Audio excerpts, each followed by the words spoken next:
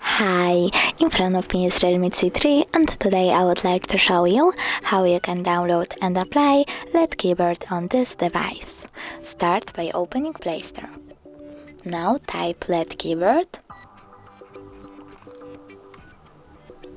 and download this app from this developer.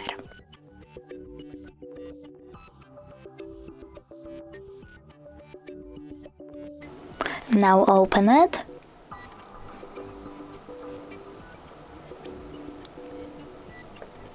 Click Get Started, then tap OK.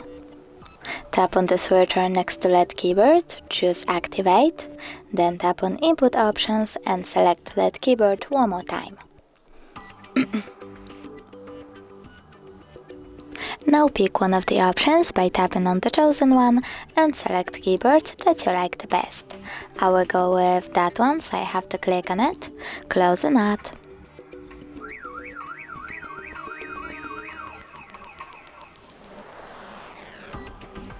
And tap on Get Theme.